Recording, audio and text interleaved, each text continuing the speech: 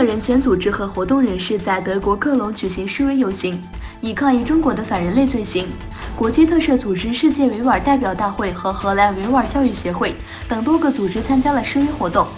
示威者对中国在东突厥斯坦、西藏和香港的反人类罪行表示抗议。示威活动结束以后，荷兰维吾尔教育协会主席阿布都热赫曼一同访问了位于杜伊斯堡市的东突厥斯坦新闻中心，并就东突厥斯坦问题就该中心主席卡拉卡什交换了意见。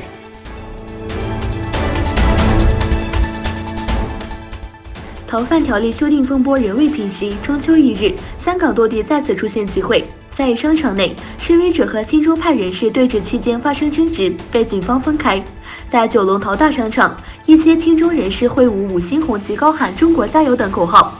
另一派示威者中，有人高喊"真民主"。双方对峙期间出现肢体冲突，口头战斗变成了暴力。活动家们用遮阳伞互相攻击。北京的支持者说，香港是中国的一部分，而那些希望进行民主改革的人则指责中国干预香港特别行政区内政。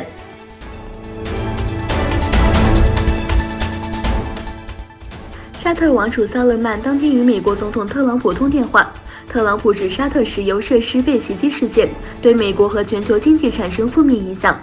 美国愿意与沙特合作，维护沙特的安全。袭击发生在9月14日，全球最大石油企业沙特阿美2处石油设施遭遇无人机袭击。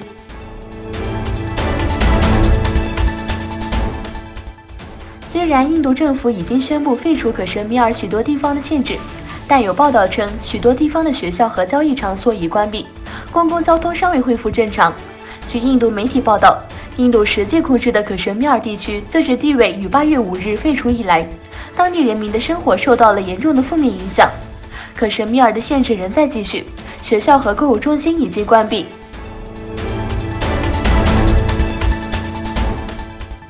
在乌兹别克斯坦，参议员批准了关于建立突厥与国家合作委员会的协议。在乌兹别克斯坦参议员特别会议上，讨论了于2009年10月3日纳西切万签署的关于建立突厥国家合作理事会的协议额。该法案在参议员主席探茨拉主持下召开的会议上被通过。